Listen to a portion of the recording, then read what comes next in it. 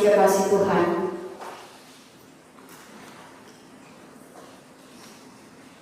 ketika kita merasakan penderitaan, pergumulan, banyak tekanan hidup, dan kemudian dalam penderitaan itu tidak ada orang-orang dekat yang mendampingi kita. Kita merasa bahwa seolah kita berada dalam ruang yang kosong, ruang yang sepi, berada dalam kesendirian, berada dalam kesunyian, dikala kita menderita. Sangat tidak enak ketika kita sudah menderita, lalu kemudian kotong ditinggalkan. Tidak ada siapa-siapa yang mempedulikan kita. Saudara-saudara yang terkasih, ada seorang penginjil pernah berkata, penderitaan yang sesungguhnya bukan tentang sakit penyakit. Penderitaan yang sesungguhnya bukan oleh karena pergumulan atau persoalan, melainkan penderitaan yang sesungguhnya adalah ketika perasaan ditinggalkan dalam kesendirian, dalam kesepian dan kesunyian saat derita melanda hidup kita.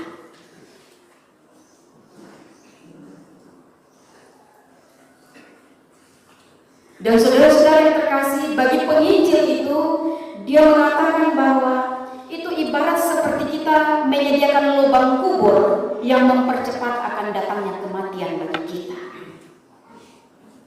Karena saudara, bukan oleh karena sakit penyakit itu yang membuat kita menderita, tetapi yang lebih daripada itu, yang membunuh kita cepat adalah ketika perasaan ditinggalkan atau perasaan berada dalam ruang kesunyian.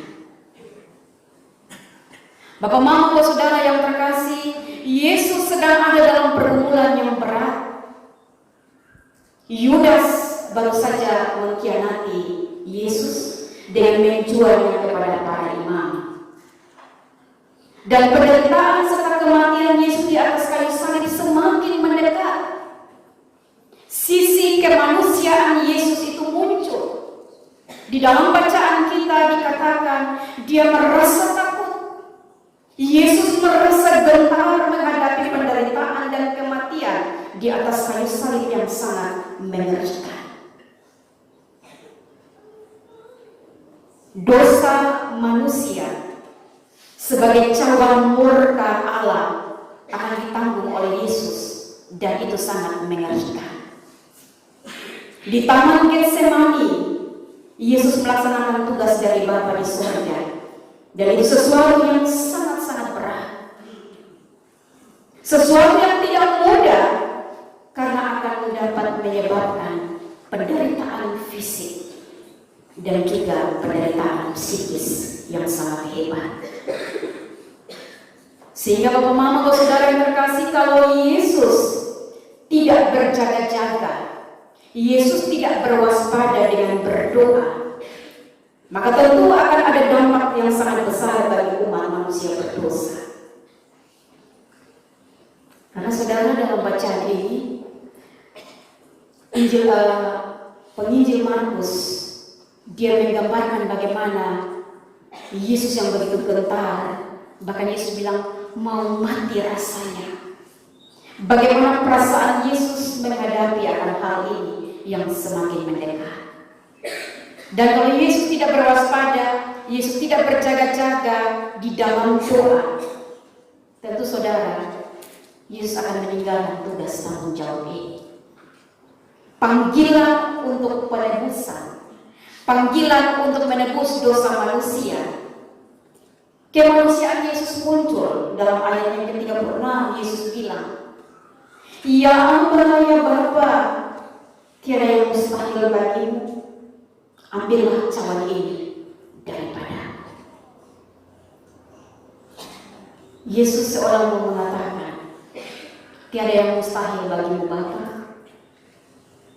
Kalau boleh, jangan saya menghalangi ini, tetapi Tuhan Bapa ambil saja.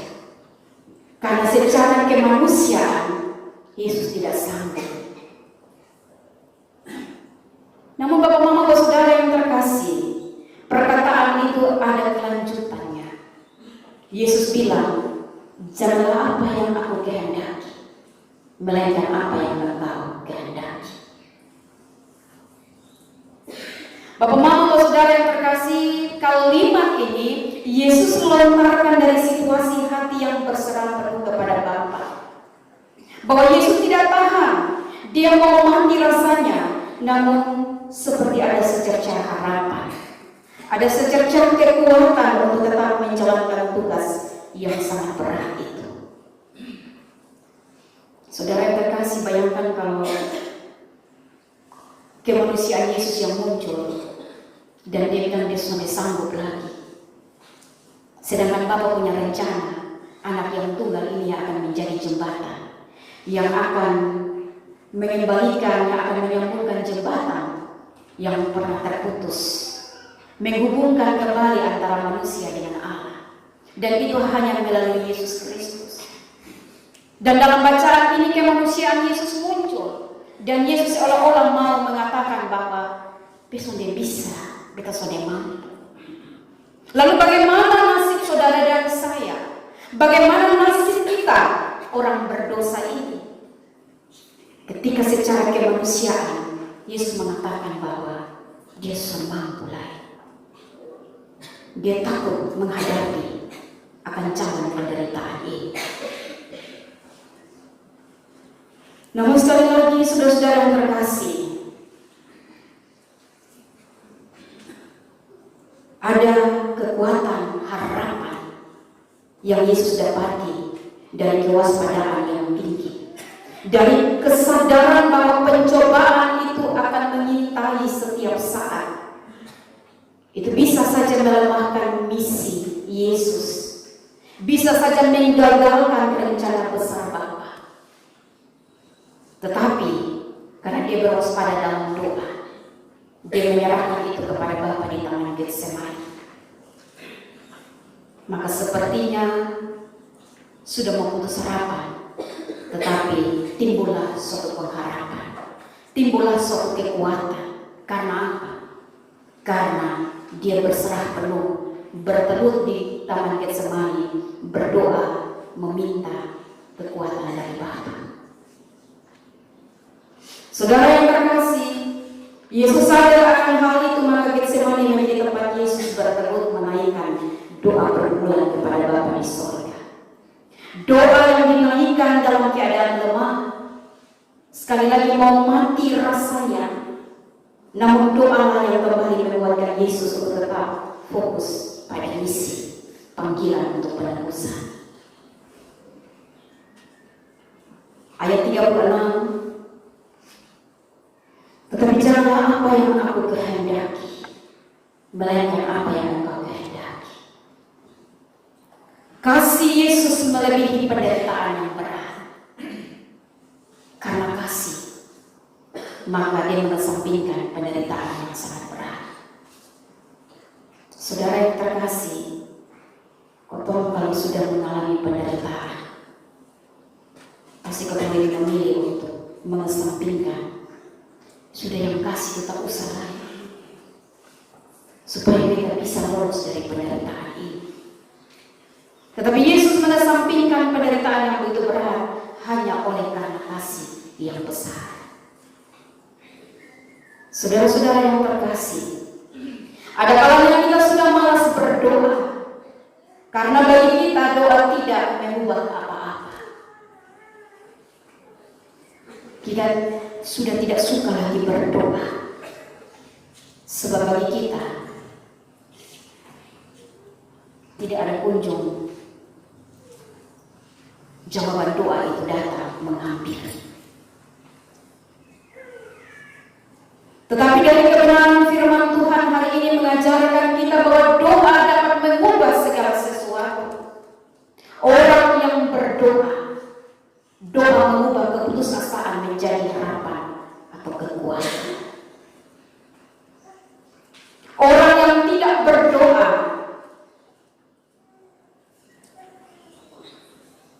maka sebuah harapan yang ada dalam dia punya diri akan berubah menjadi sebuah keputusasaan. Saudara-saudara yang terkasih, doa punya kuasa. Sekalipun kita mengatakan bahwa sepertinya doa tidak mengubah apa-apa dalam hidup saya.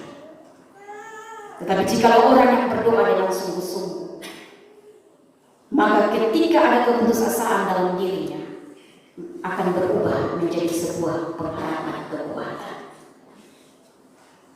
Beda dengan orang yang tidak berdoa, yang seharusnya pengharapan itu ada. Tetapi ketika dia tidak mau berdoa, maka keputusasaan itu, pengharapan yang ada pada dia berubah menjadi keputusasaan. Doa membuat orang berwaspada, berjaga-jaga. Saudara yang terkasih, pada situasi Getsemani, itu adalah waktu bagi para murid untuk berdoa, bukan tidur. Saudara-saudara, Tuhan Yesus bawa lengkap para murid. Tetapi dalam bacaan dikatakan, ayat 32 Yesus bilang, duduklah di sini sementara aku berdoa. Artinya bahwa murid-murid ini dibawa lengkap, tetapi kemudian hanya 3 orang yang Tuhan tentukan untuk naik sama-sama ke Getsemani. Yang lain tetap tinggal di bawah, dan dia bilang, tinggallah di sini sementara aku berdoa. Artinya Yesus mau bilang tinggal dan kemudian berjaga-jaga di situ. Lalu dia membawa 3 muridnya. Ada siapa-siapa di situ? Petrus, Yakobus, dan Yohanes. 3 murid inilah yang dia bawa untuk ada bersama-sama mendampingi dia di taman Getsemani ketika dia merasa bahwa hatinya begitu sedih, mau mati rasanya. Dia khawatir, dia takut, cemas menghadapi peristiwa penyaliban yang sudah semakin mendekat. Saudara yang terkasih, kenapa Tuhan Yesus bawa 3 murid ini untuk mendampingi dia ada di Getsemani? Yang lain ada di bawah. Hanya 3 orang ini saja yang dibawa untuk supaya ada bersama-sama dengan dia. Biasa kau juga begitu. Kau mau ada kawan. Ketika kau mengalami situasi yang sulit, kau bilang, kita harus bisa bercerita. Setidaknya ada orang yang mendampingi dan mendengarkan apa yang menjadi keluh kesah saya. Sekalipun memang dia sudah berdoa kepada Bapa, tetapi secara fisik, secara kemanusiaan Yesus membutuhkan ada pendampingan. Secara rohani dia punya kontak dengan Bapa, dan secara otomatis ada kekuatan, ada harapan itu. Namun saudara, secara fisik, secara kemanusiaan ada 3 orang yang dia bawa di situ untuk dapat merasakan apa yang Yesus rasakan. Setidaknya hadir untuk mendengar apa yang menjadi keluh kesah Yesus, serta berdoa bersama kepada Bapa di sorga untuk menguatkan Yesus agar Yesus tetap berfokus pada panggilan penyelamatan. Saudara yang terkasih, kenapa ada orang yang akhir-akhir ini banyak yang ambil jalan pintas dengan bunuh diri? Karena mereka berada dalam kesendirian. Lalu kita juga tidak peka, orang yang ada bersama-sama tidak peka ketika mereka ada dalam kesendirian itu. Dalam kesendirian itu tentunya membutuhkan orang untuk dapat berbicara, setidaknya mendengar apa yang menjadi keluhan hati mereka. Dan ketika ada yang mendampingi, ada harapan untuk hidup. Tetapi jika mereka ada dalam kesendirian, Ada banyak hal yang mereka pikirkan. Bahkan pun juga mereka akan berkeputusan dengan hal-hal yang fatal. Bahkan ada orang-orang tua yang merasa bahwa ketemu anak sonde perhatikan ketemu lagi. Ketika kami di rumah,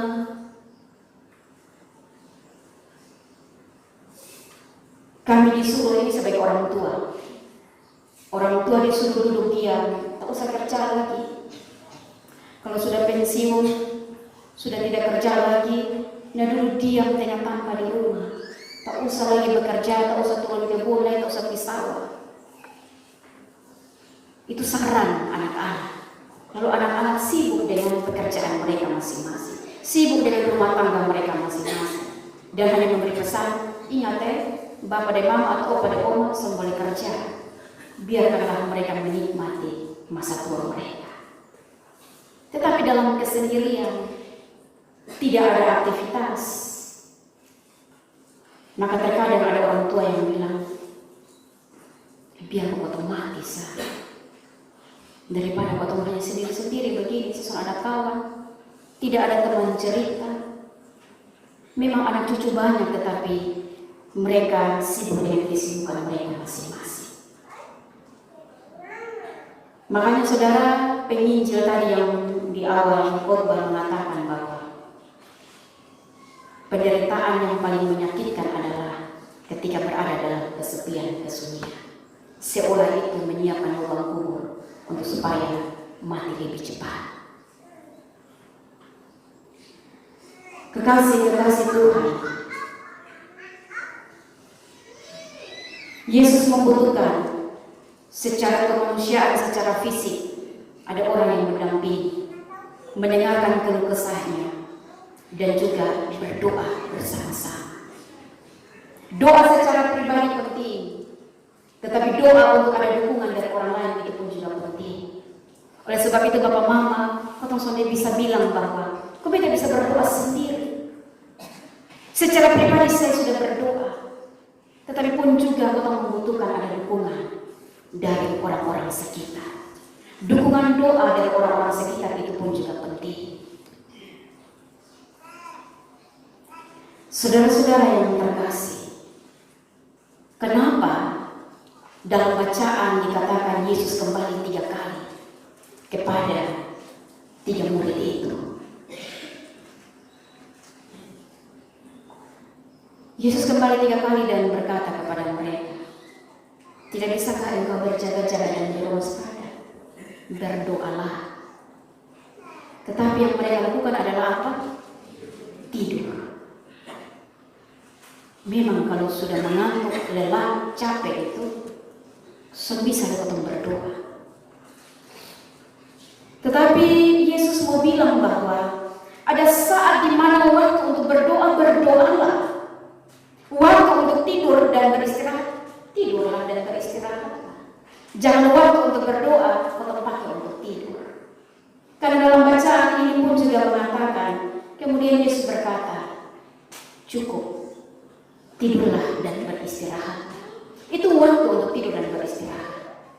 Tetapi ada waktu untuk mereka berdoa. Tetapi ketika Yesus mendapati, mereka tertidur, bukan berdoa.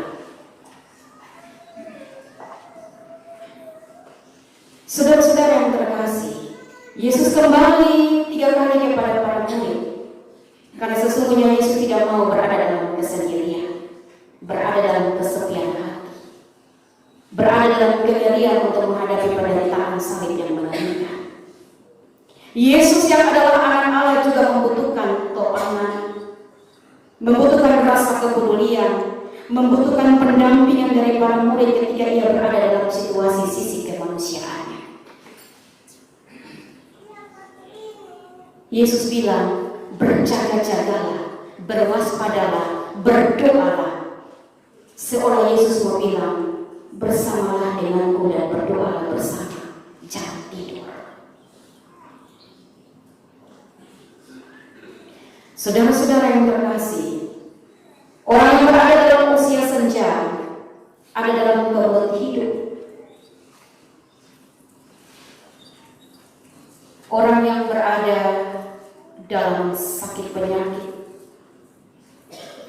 ada dalam duka, ada dalam kegagalan. Jangan pernah membiarkan mereka menjalani hari-hari mereka dengan berumur sendirian. Sekuat apapun kita membutuhkan orang lain. Supaya pengharapan iman percaya pada Tuhan Yesus tetap hidup.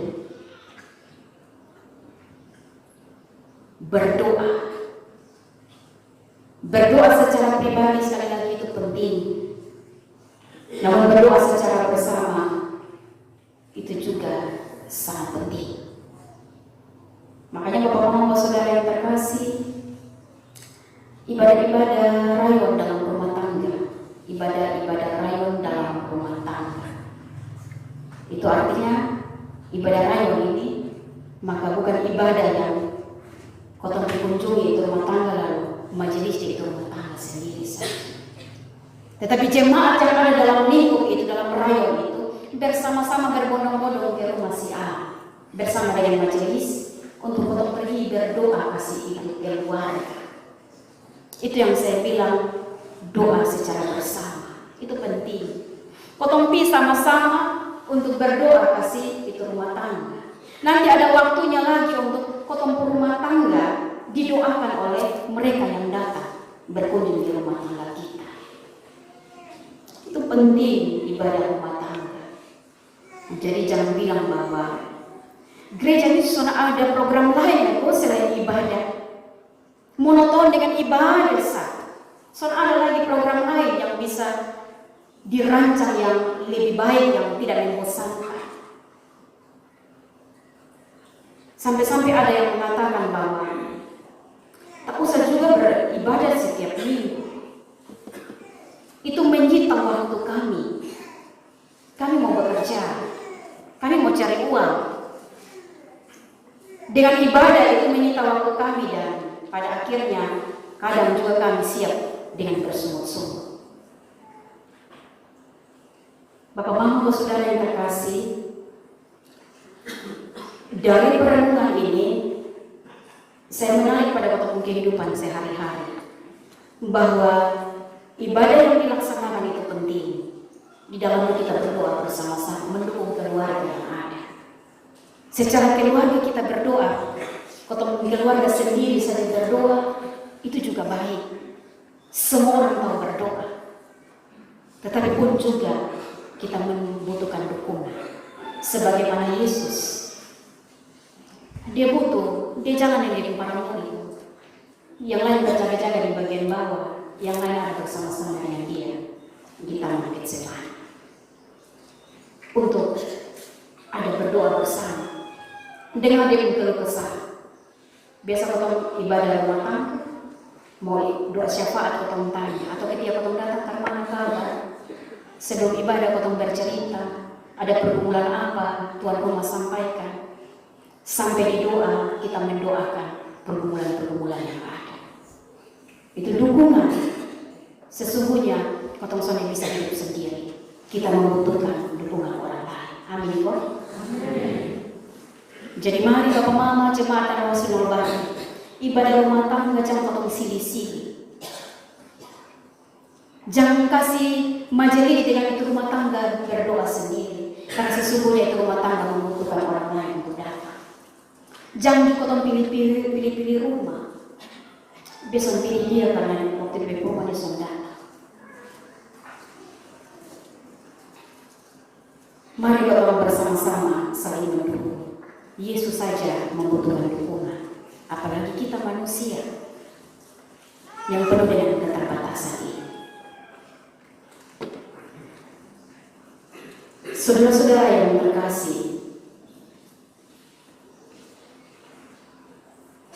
sejauh mana kita memberi diri, memberi waktu untuk mendengar curahan hati orang-orang terdekat. Sejauh mana kau sudah memberikan kau sendiri, kau waktu untuk dengan orang tua yang sudah tua, lelah, bahkan supikun. Sudahkah kau memberikan diri dan memberikan waktu kepada mereka? Kepada orang tua, kepada anak, kepada suami, kepada istri, kepada sahabat, dan lain sebagainya.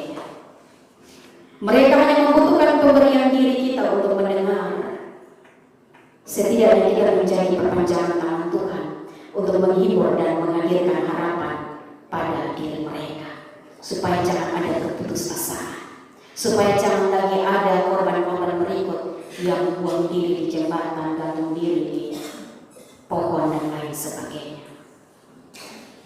Kita menjadi perpanjangan Tuhan, perpanjangan tangan Tuhan untuk menghibur dan menghadirkan harapan bagi mereka. Saudara yang terkasih, selanjutnya bagaimana dengan kehidupan doa saudara dan saya?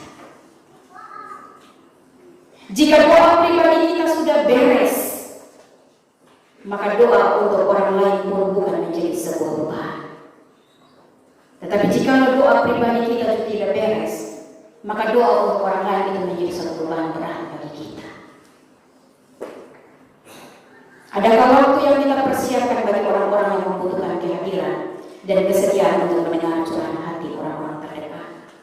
Adakah waktu untuk kita mendoakan orang-orang yang ada di sekitar kita? Papa Mama, saudara yang terkasih, jangan biarkan waktumu berlalu begitu saja tanpa doa, dan jangan biarkan waktumu berlalu tanpa memberi ruang bagi mereka yang membutuhkan kehadiranmu. Pulanglah dan jadilah penyembuh bagi mereka yang merasa sendiri dan sepi dalam pergumulan hidup. Dalam rasa sepi, dalam rasa kecewa, ingat bahwa Tuhan tidak meninggalkan kita. Ketika 3 murid itu tertidur, Yesus selalu datang. 3 kali Yesus datang, dan Yesus bilang, berwaspadalah, berjaga-jagalah, berdoa. Saudara, ini artinya bahwa Yesus selalu ada dalam orang punya ruang-ruang hidup yang begitu penuh dengan tekanan. Dia selalu datang dan mau kasih tahu, berwaspada dan berjaga-jaga, teruslah berdoa. Yesus senantiasa ada bersama dengan kita. Tuhan selalu ada untuk setiap saudara dan saya. Amin. Bagaimanakah akan kubalas kepada Tuhan segala kebaikannya kepadaku?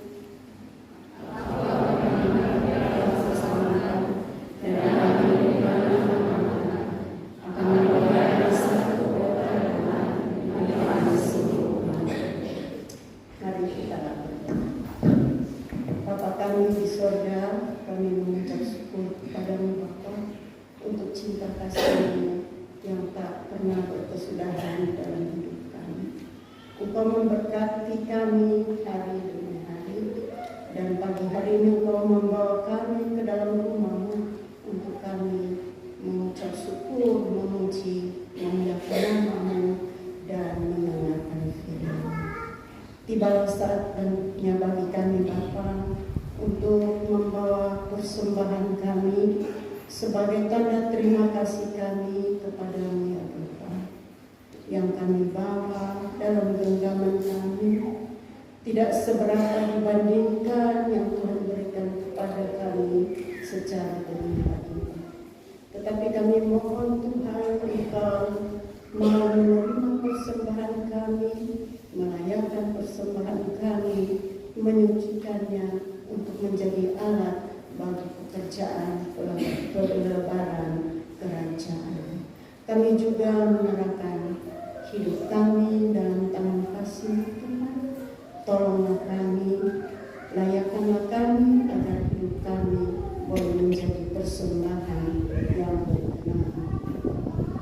Di dalam nama Tuhan Yesus, korban yang hidup